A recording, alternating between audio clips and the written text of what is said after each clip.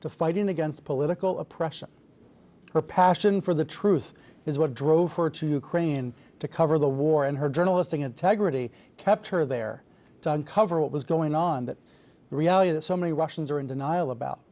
So she will be remembered, along with the others that were killed in Ukraine this month, for doing everything possible to speak loudly and not let journalism be silenced. We'll see you back here this time next week for more Reliable Sources.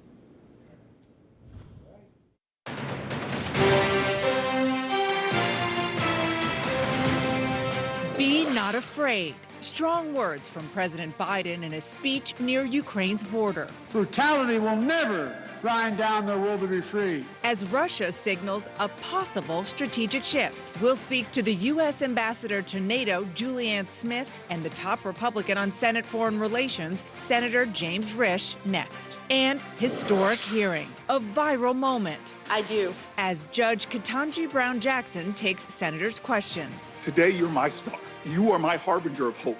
Judiciary Committee member Senator Cory Booker joins me in moments. Plus, enormous need. As millions flee their homes in Ukraine, he's there to greet them. This is one more place for people to feel at home away from them. Chef Jose Andres, who just met with President Biden in Poland, joins me ahead.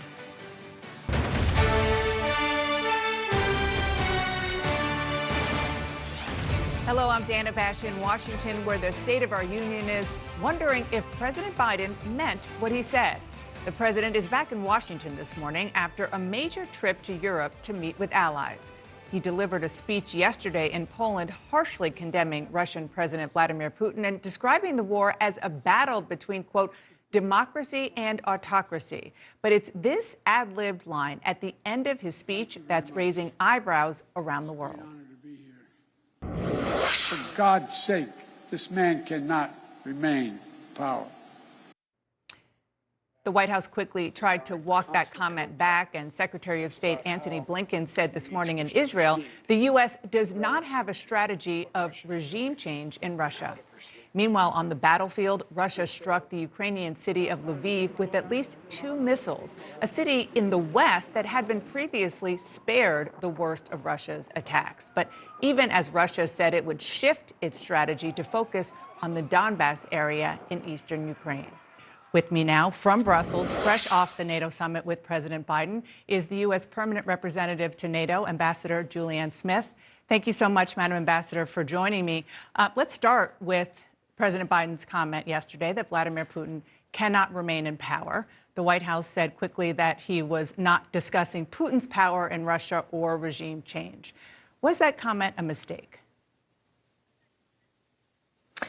Well, look, the president had spent the day visiting with Ukrainian refugees. He went to the National Stadium in Warsaw and literally met with hundreds of Ukrainians. He heard their heroic stories as they were fleeing Ukraine in the wake of Russia's brutal war in Ukraine.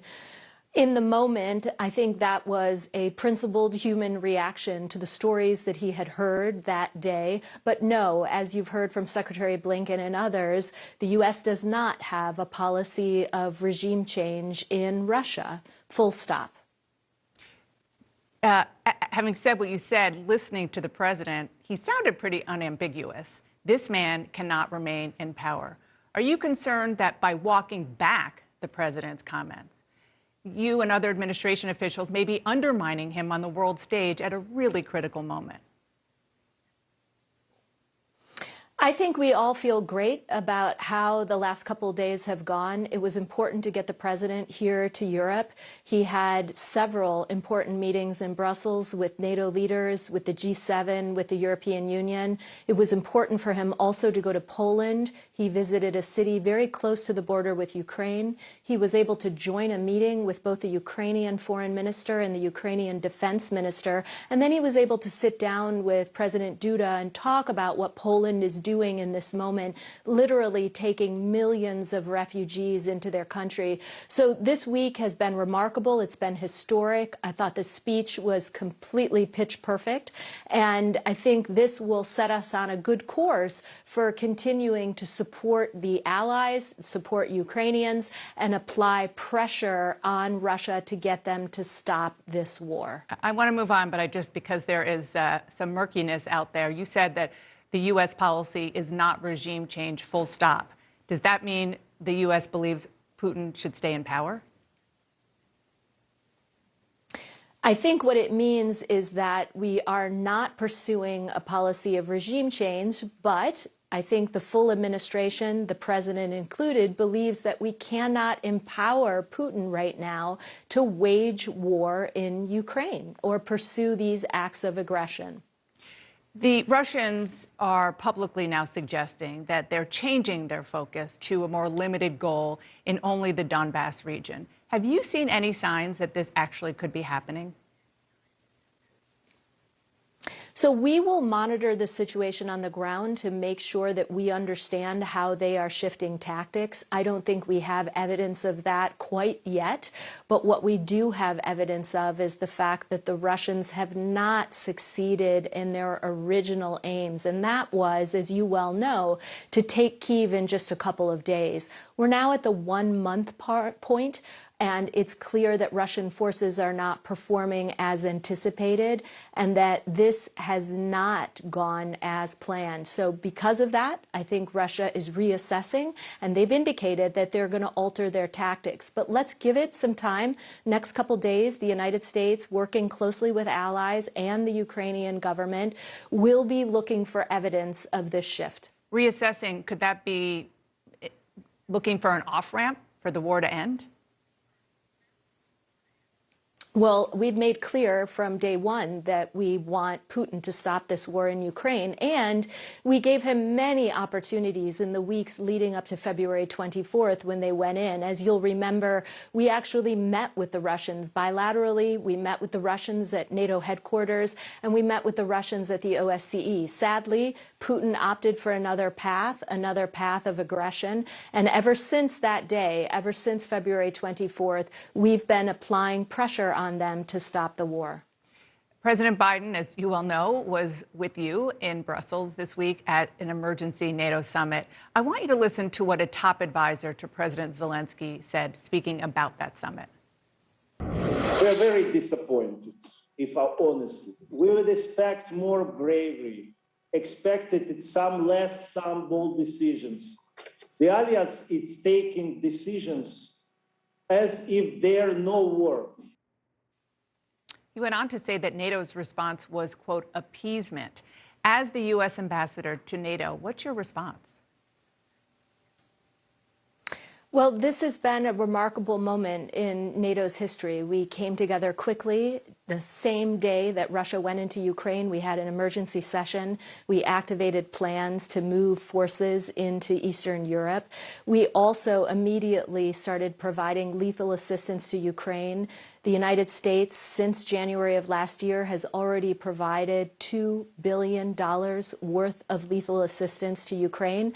We've talked with them regularly about their defense needs. We are working with them each and every week to determine how we can continue to help them with anti-air assets, anti-armor. We've offered Stingers, we've provided Javelins, and many other members of the NATO alliance are doing the same thing. I think about 2/3 of the NATO alliance are now providing lethal assistance to Ukraine. Every ally is making a contribution. Some are providing humanitarian support, some are providing lethal, most are doing both.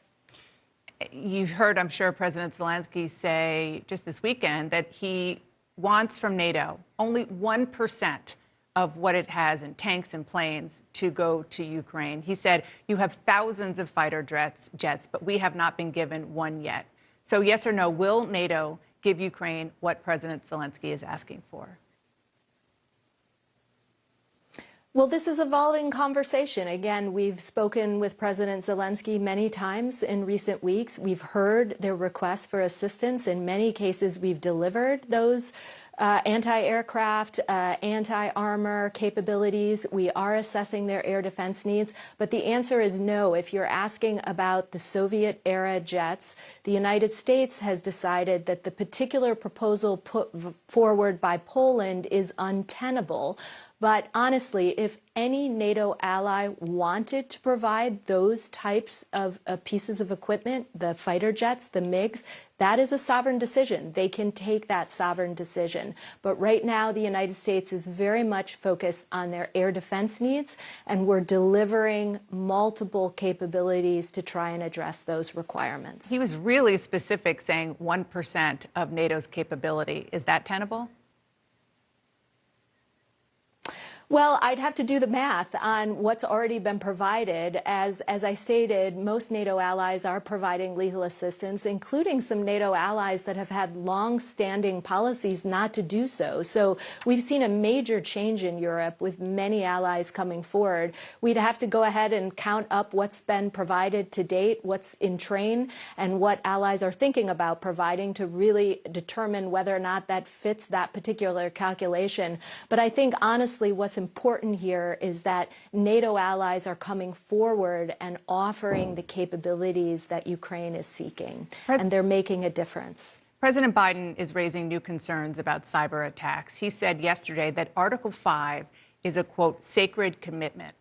How does the U.S. understand Article 5 of the NATO Charter? Do you see it to include a cyber attack? Well, our commitment, as you've heard President Biden state multiple times, to Article 5 is ironclad. There's no question in my mind that the United States and, in fact, all NATO allies take Article 5 very seriously. We've had multiple discussions about it, as you might imagine, in recent weeks.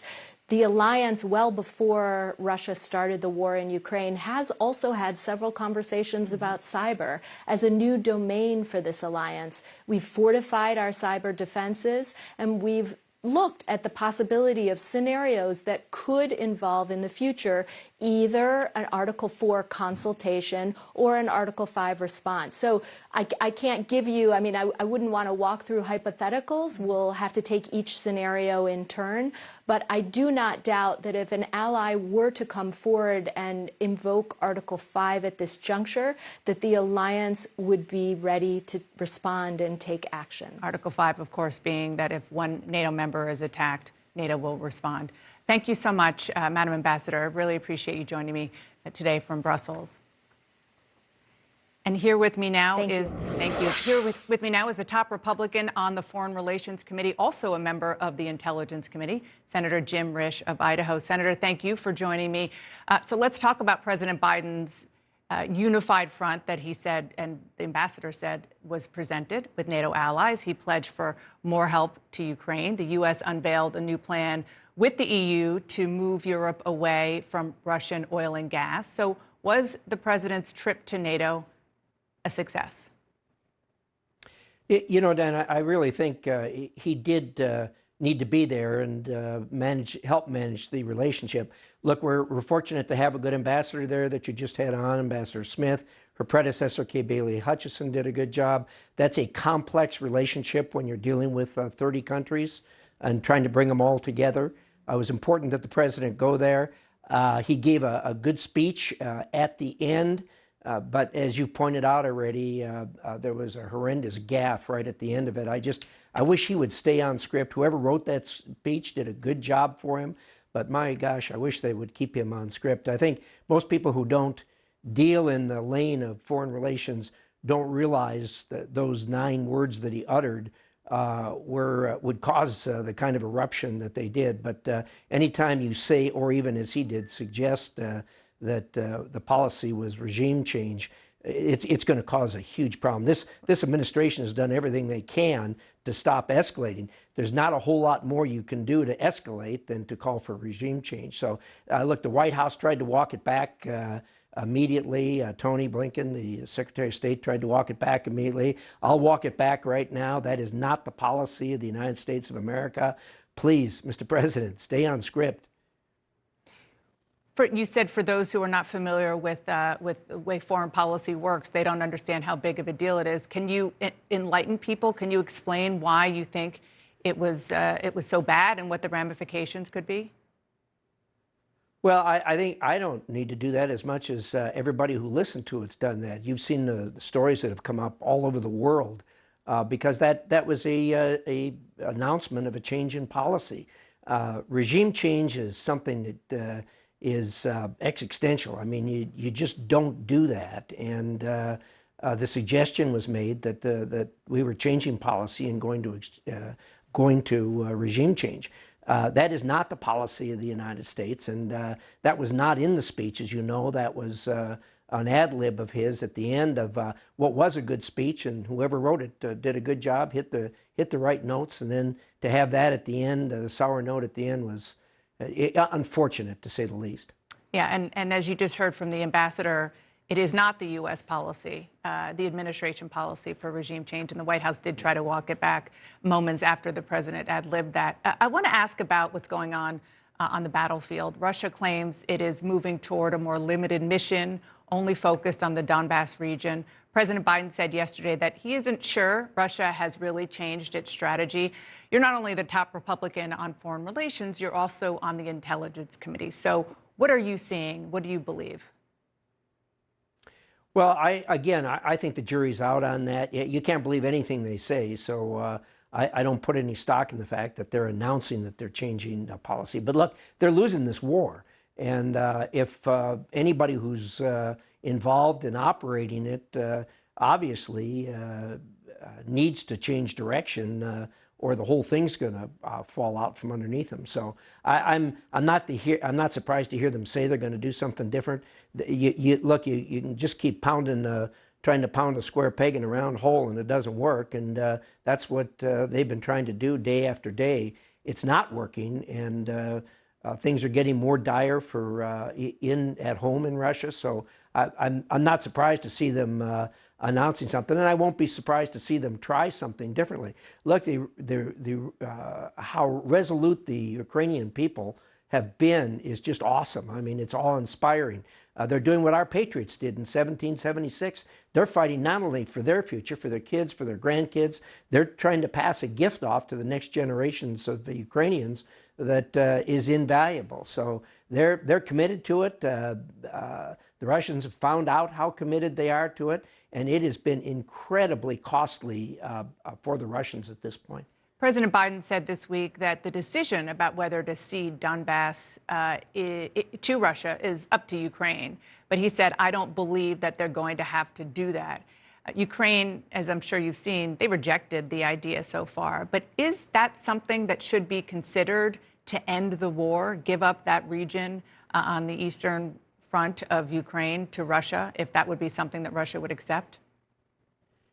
Look, there's been upheaval there for 8 years, as you know. There's been a civil war, essentially, in the two regions that make up the Donbass.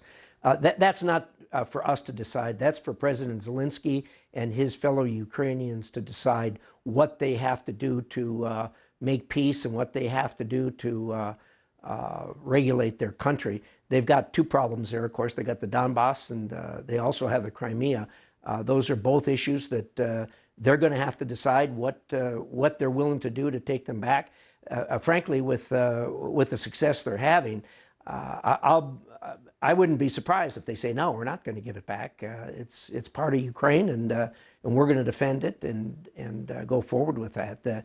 I don't know what the Russians will do, but if they do fall back there, they'll have a better time defending that particular area. But those are decisions to be made by them on the ground there.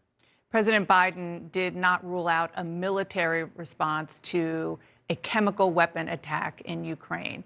He said we'd make that decision at the time. How do you think the U.S. and NATO, of course, should respond if Russia does use chemical weapons?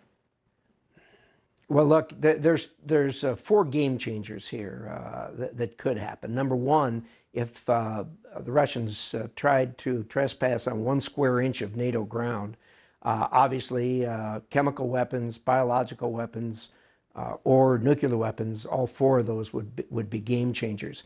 I think that if Russia does that, there's going to be some very difficult decisions that are going to have to be made by the NATO alliance, by the 30 countries that make up NATO.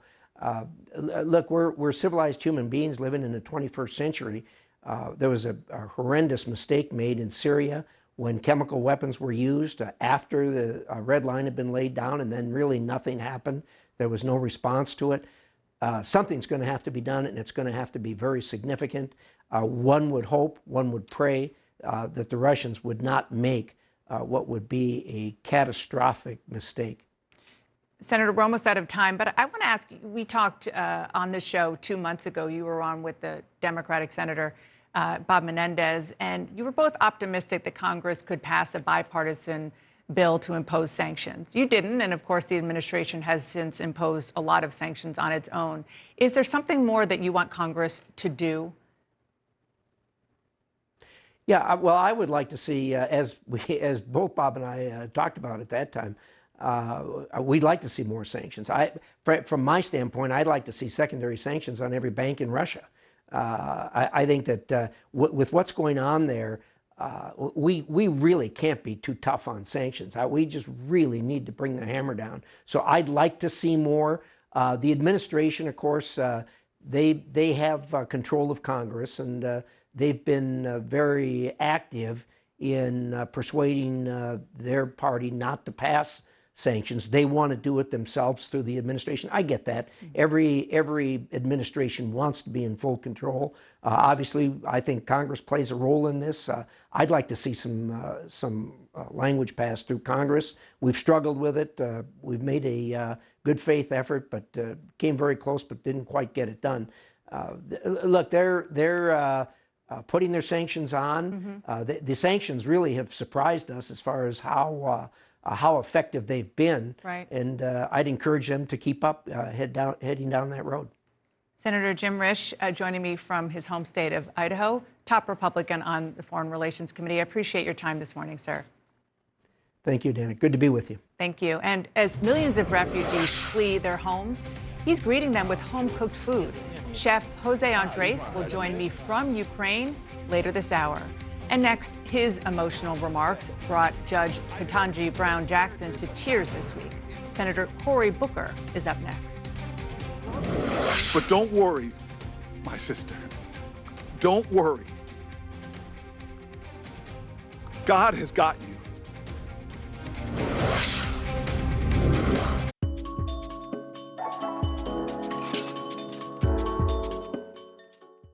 We need to go back to nature in terms of medicinal plant.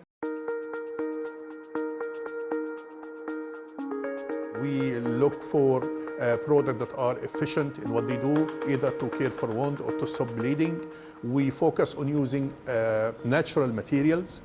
The wound dressings are made to manage infected wounds. These are made from biodegradable nanofibrous material like medicinal plants collected from Sinai.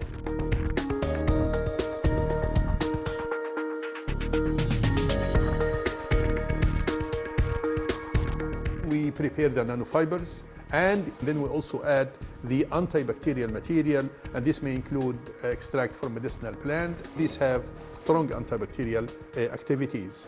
We collect the nanofibers on a cloth like this, and you can see that these are very thin material, which is essentially the nanofibrous wound dressing.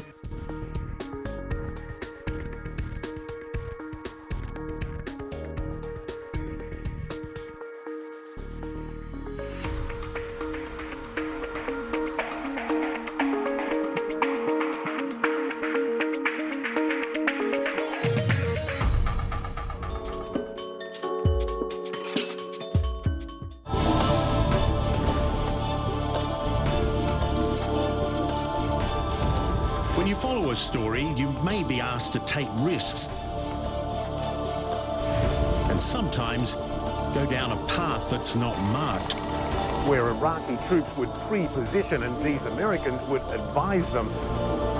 These protests are a test for Hamas. Any understanding between Israel and Gaza could quickly fall apart again. The protesters are just outside a military base. They're throwing rocks and security forces firing tear gas. When you dare to take risks, you witness passion and persistence. and they just want to get their past be processed so they can get out of this facility. And that's where change happens. The one thing they have in common is a determination to keep going.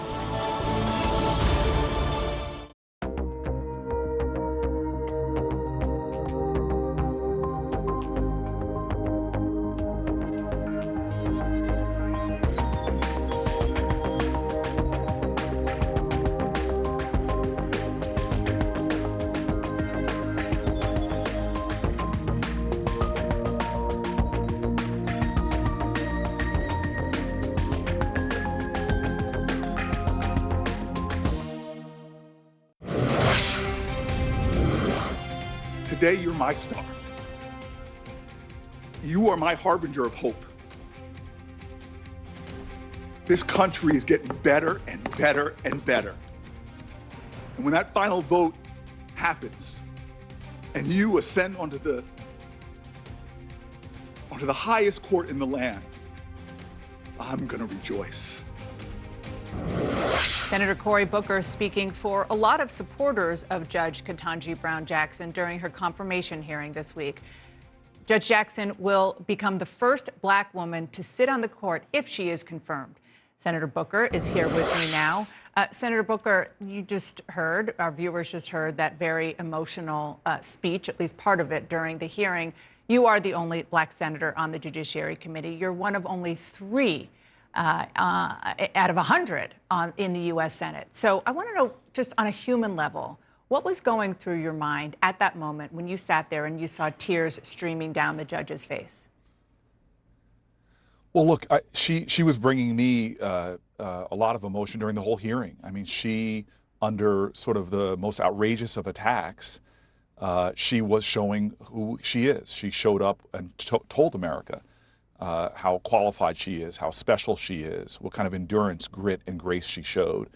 And so by the time it got to me after 3 Republicans in a row who were really over the top, the energy in that room, I just wanted to reaffirm the truth of the matter that I think most Americans know, which is how special this person is, and bring our attention back to how incredibly special this moment is in America. 115 justices have served on the Supreme Court. 108 of them have been white men, despite the fact that for generations we have seen qualified people from all kind of diverse backgrounds who had really no chance. She is shattering a glass ceiling and doing it because she is an extraordinarily qualified human being. Senator Mitch McConnell, the Republican leader, announced this week that he will vote no on Judge Jackson's confirmation. He said that she should have weighed in on expanding the size of the Supreme Court, given more details on her judicial philosophy and more of a rationale for some sentencing decisions. What's your response?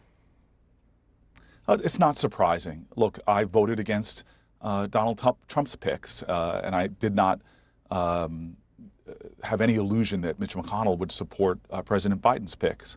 But the thing to say about the judge is she has already passed through the United States Senate 3 times, confirmed 2 times overwhelmingly in a bipartisan manner, including no objection from Mitch McConnell. So will she get any and even Republican the last time, support now? My hope, Dana, is that she will. She got that Republican support when she ascended to the Circuit Court of the United States in D.C., which is considered by many the second most powerful position. So I'm hopeful. She's been endorsed by people on both sides of the aisle. She has an extraordinarily high rating from the not only the American Bar Association, but frankly from law enforcement groups. So I'm hoping she'll get some Republican support. I want you to listen to what your fellow Judiciary Committee member, Senator Marsha Blackburn, asked Judge Jackson this week. Can you provide a definition for the word woman?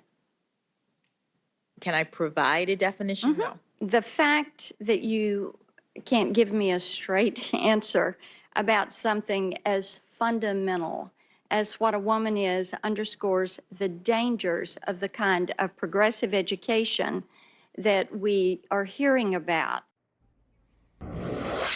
What was your reaction when you saw that moment? I think there were a lot of moments like that were deflating to me and disappointing to me.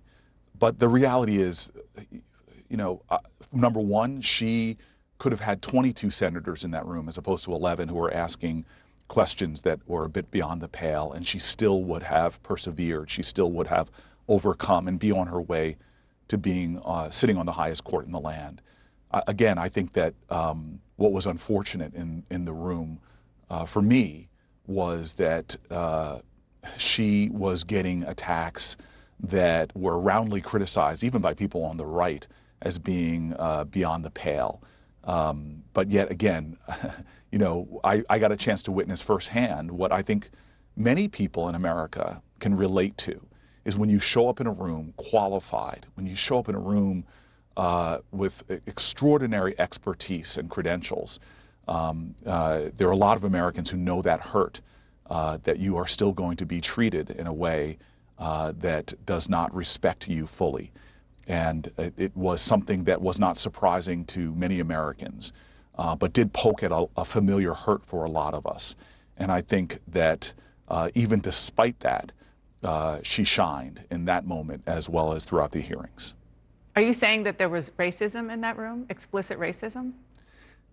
You know, no. I think this is not about racism, it's about decency. I think that this is not about any kind of partisan effort. There is legitimate questioning that went on by Republicans there.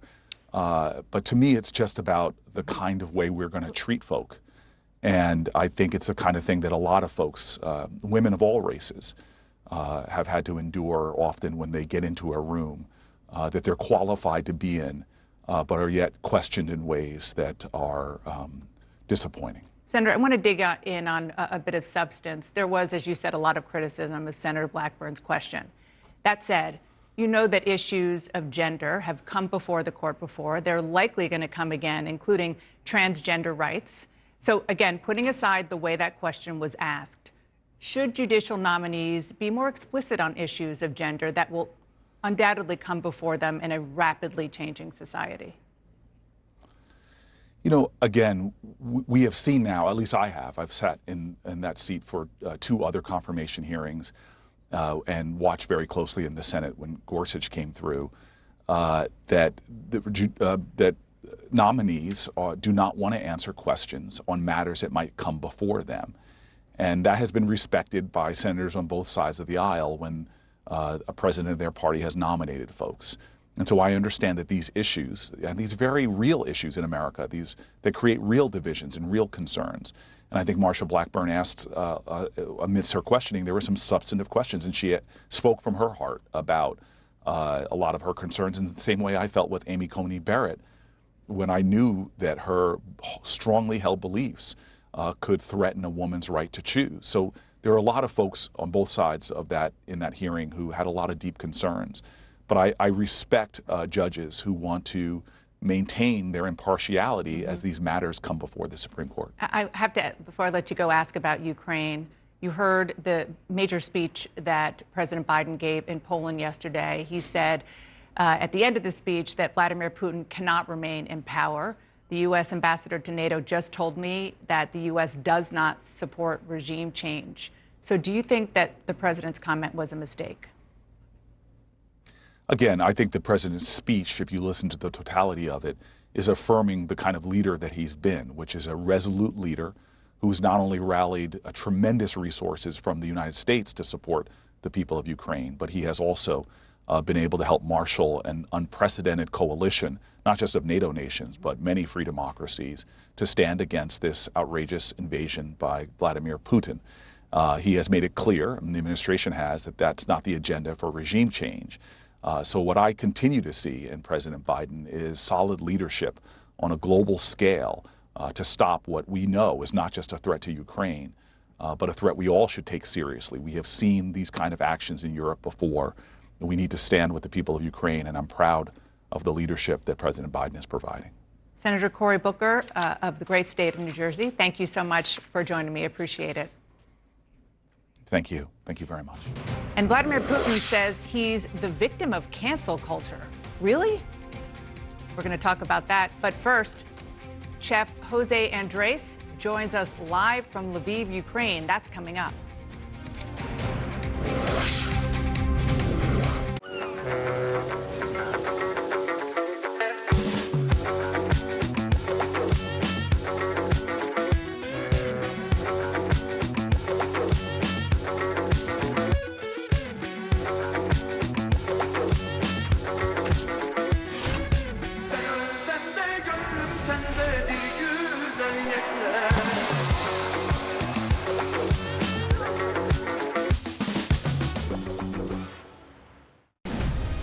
bringing together thought leaders and policymakers under the banner of diplomacy, dialogue, and diversity. Doha Forum will reconvene for its 20th edition in March 2022 to discuss transforming for a new era. When we wanted to move faster and see more of the world, we found a way. We also found ways to connect beyond boundaries. And when an unprecedented pandemic tried to derail us, we found ways to get ahead.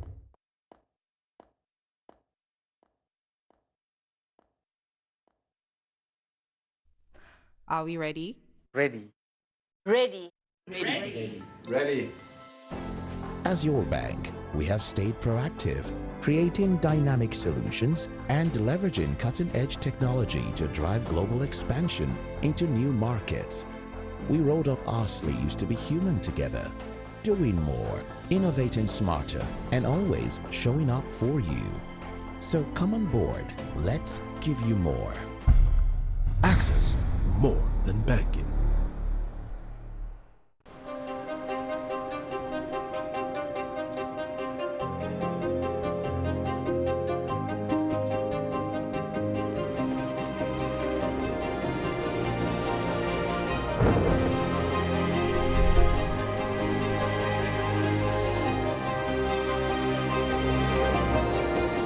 Immerse yourself in the culture of Azerbaijan. I'm Julia Chatterley. I'll speak to newsmakers, risk takers, and the ultimate game changers. First Move with Julia Chatterley, weekdays on CNN.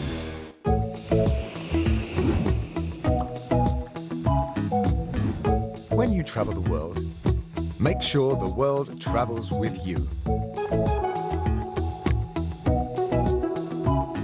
Check in, log on, and get connected with all of the latest developments at your fingertips.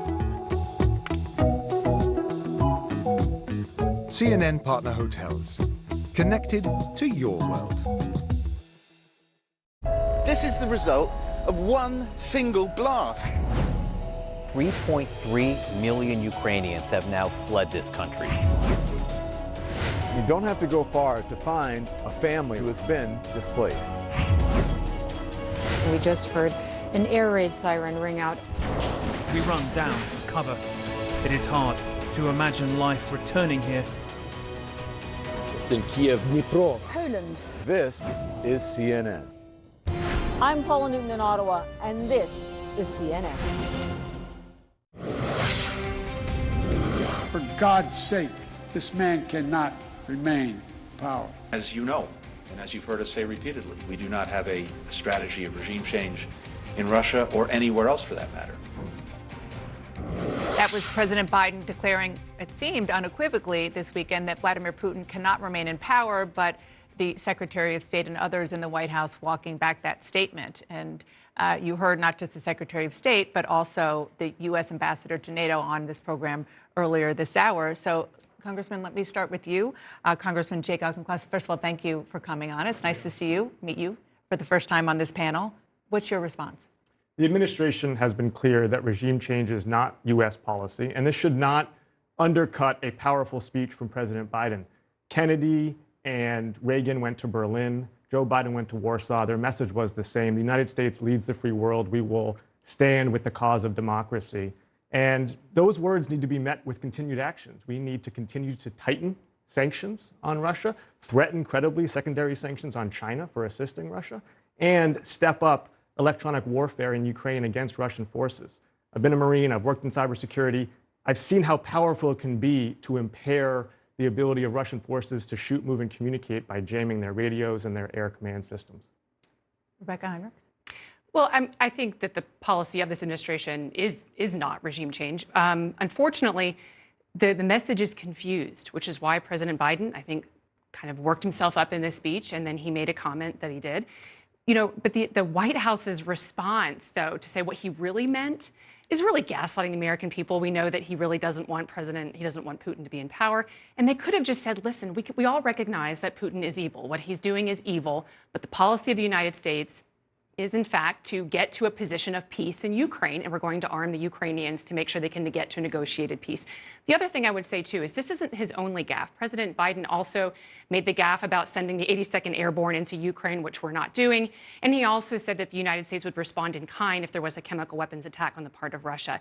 So this really was, it was not a good, I think, trip for the president, because the three big gaffes really are at cross purposes with the overall message from this administration. Obviously, I disagree. I think it was a very powerful speech and a very important trip for the President of the United States of America to go to Poland in particular, a country that stood up against the scourge of communism. That's why he talked about John Paul, the Pope. That's why he talked about Lech Walesa. I think, Scott, and I may agree on this, though, I thought that message, actually, I understand from a political standpoint why they walked it back. That's a message for the Russian people. Who are you? Who do you want to be? Because, you know, I traveled to Russia in 1984 on a cultural exchange program. The Moscow of 2022 is not the Moscow of the 80s, which is what Putin is trying to reconvene. People in Russia, as we've seen from the arrests, from all the measures they've had to take to cut people off from information, they have to decide, do they want Putin to be their leader? The United States, NATO, we can only do so much. Ultimately, it is the people of Russia who will have to decide how this ends and what happens next. I hated it that they walked him back, because it's what we all believe. Yeah. Nobody in the United States wants Vladimir Putin to continue to run Russia, and nobody thinks, and nobody should think, that when this is over, we can go back to like this never happened. I don't know how it's going to end. We can't go back to treating this guy like a legitimate world leader. So the president said what's on all of our hearts. And I do think it was a message for the Russian people. And so when they came in and they said in the walkback what he meant was, that's not what he meant. That's not what he meant at all. And what he meant is what's in our hearts. And so I understand the geopolitical ramifications. I get it. But at some point, how do you look at what's happening, the slaughter, and say anything other than this man cannot be a world leader the way he is in this format? We cannot allow it. The focus needs to be on how we end this slaughter. That's ultimately how the president and NATO will be evaluated by history. And the needle to thread here is some kind of Article 4.5.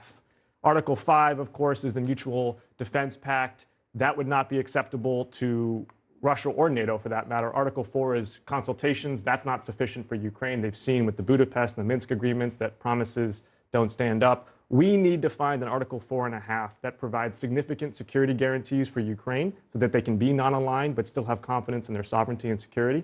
And President Biden is working with NATO to thread that needle so that Zelensky can sit across the negotiating table from Russia and have confidence that he can make some concessions that will end this violence without undermining the sovereignty and prosperity of his country.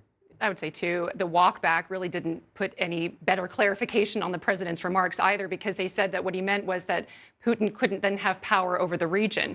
I'm not sure how that's any better. After this is all done, he's still going to be the head of state unless something else happens internally in this country. But it's not the policy of the United States to make that happen.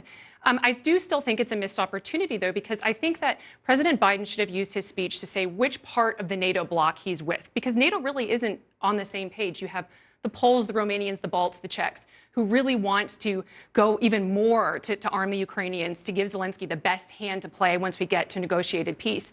But instead, President Biden really kind of had this vapid transatlantic unity type remark without picking a hard side. I think he should have done that to unite the bloc, to get us to a policy that's more fruitful. But that's part of leadership. Part of leadership is you push, you try to create the political space for others to come with you. Remember that for this president, you've got to get the American people there. You've got to get Congress there. Congress has done quite a bit.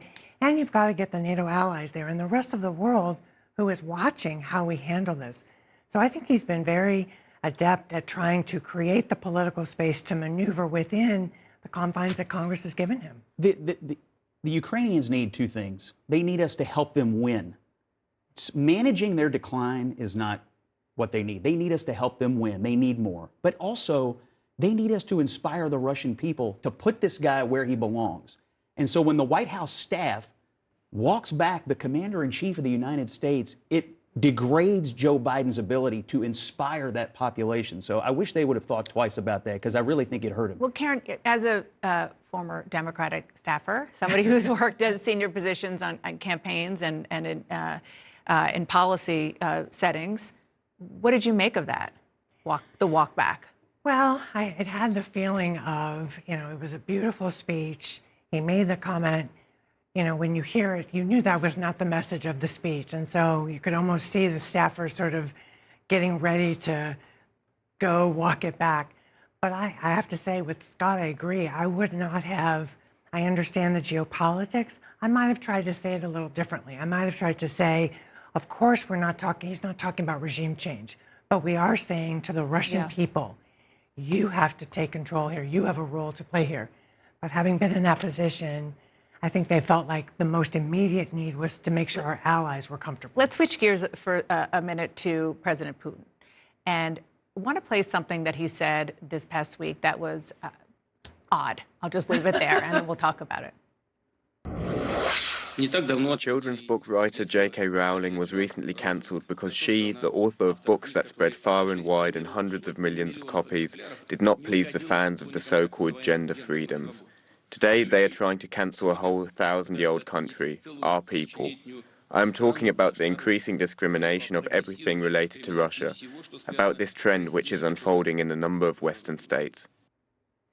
Okay, obviously on its face, the idea of the Russian president saying that he's a victim of cancel culture is ridiculous. We should note that J.K. Rowling responded saying, in a tweet saying, critiques of Western cancel culture are possibly not best made by those currently slaughtering civilians for the crime of resistance or who jail and poison their critics, hashtag I stand with Ukraine. But aside from the kind of ridiculousness of that, since everybody's trying to figure out what Putin is thinking and what he's doing, what does that kind of comment tell you about where he is? You're hearing a deranged mind under pressure. It should not be understated how damaging U.S. sanctions, global sanctions, have been on the Russian economy. The ruble has cratered in large measure because of the central bank sanctions put together by the United States. And the Russian economy has taken a bigger hit in this 1 month than the U.S. economy ever took in any given year of the Great Depression. There is panic on the streets of Russia. And while he is an autocrat, he is subject to public opinion in Russia. And he is under significant pressure right now and is looking for an off-ramp. We need to work with Ukraine and indeed with China to provide that off-ramp. Rebecca, 25 seconds left. No, I think Vladimir Putin is most guilty of canceling Russia, if anybody is. I mean, he's the one who has really set his country back. This is going to be a strategic loss, I think, for Russia in the end. I think some of this, this idiotic kind of Russophobia kind of coming out, canceling Tolstoy and Dostoevsky and Russian ballet dancers, of course, is wrong and misplaced. But he does not represent the beauty of Russian culture. And so, again, I agree that his comments should not be taken seriously. He's trying to align himself with the people in the United States who are whining about cancel culture all the time. Don't fall for it. Okay. It's a nice way to end it. Thank you so much, all of you. Great discussion. And up next, his group is making 10,000 sandwiches a day for Ukrainian refugees. And now Chef Jose Andres is actually back in Ukraine. We're going to talk to him about his efforts after a quick break.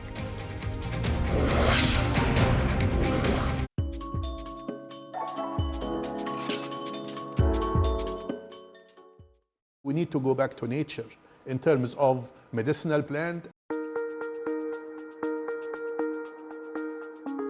We look for products that are efficient in what they do, either to care for wound or to stop bleeding.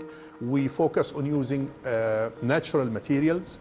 The wound dressings are made to manage infected wounds. These are made from biodegradable nanofibrous soil material like medicinal plants collected from Sinai.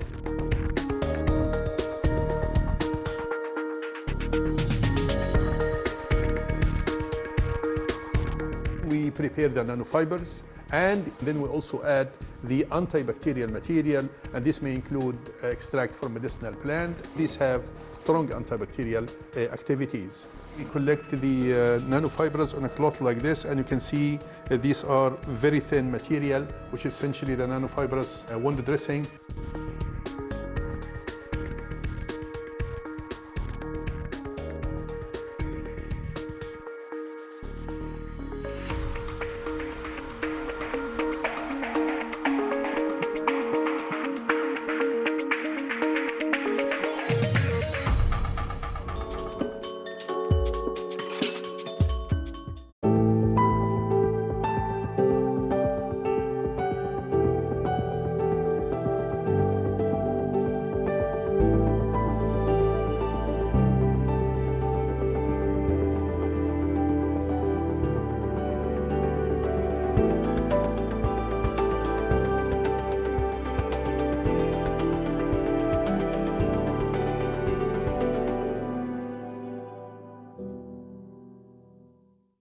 This is CNN. More people get their news from CNN than any other news source. I also want to thank my friend, the great American chef, Jose Andres, and his team for help feeding those who are yearning to be free.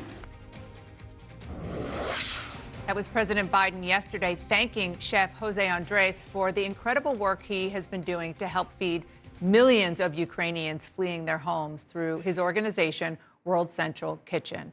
And now actually try to address things in Ukraine. And he is in Ukraine. He's back in Lviv, and he joins me now, as you can see. So nice to see you, Jose. You did just meet with the president on the ground in Poland.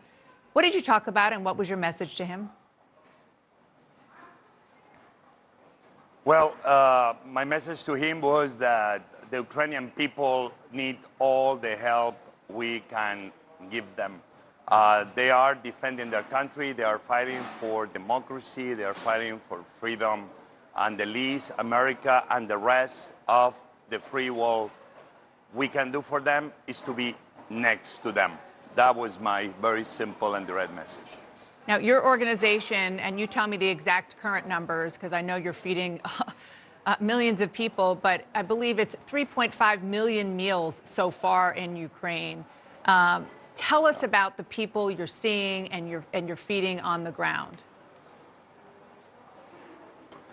Well, we already overpassed 4 million. We're doing around 280, 290,000 meals a day, distributed around over 1,000 distribution points in 6 countries. Inside Ukraine, we are in 21 cities. Obviously, Lviv has become our headquarters inside Ukraine, but we are delivering food every day to places like Odessa, Kiev, and other places. How we do that so fast and so quickly? I think everybody is obviously talking about the men and women defending Ukraine, but there are other people fighting the war in other ways. It's what I call the food fighters. We see restaurants, we see food people in many of these cities doing what they can to feed women, children, elderly, that very often are in bunkers trying to escape from the bombing that arrives without nobody even telling them.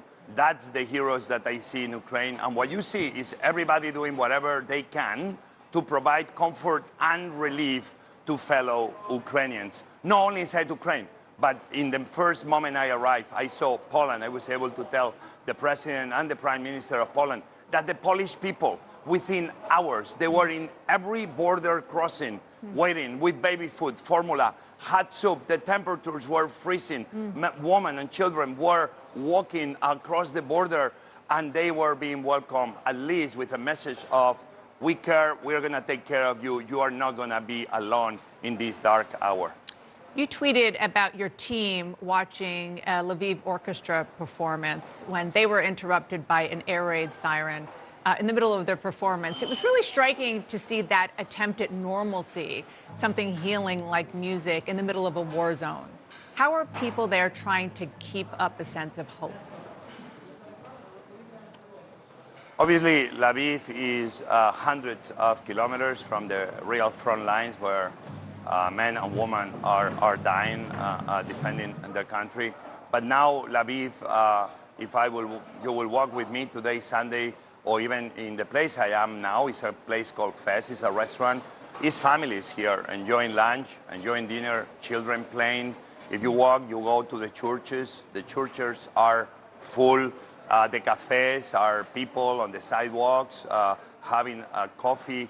But everything is normal until the sirens began telling you that an incoming missile may be coming. When you see monuments and churches that they are protected, when you see all of a sudden military walking in the street going somewhere, everything is normal until, again, you see with clarity that, like we saw just a few hours ago, that more missiles hit again in Lviv, and this can be happening in any moment.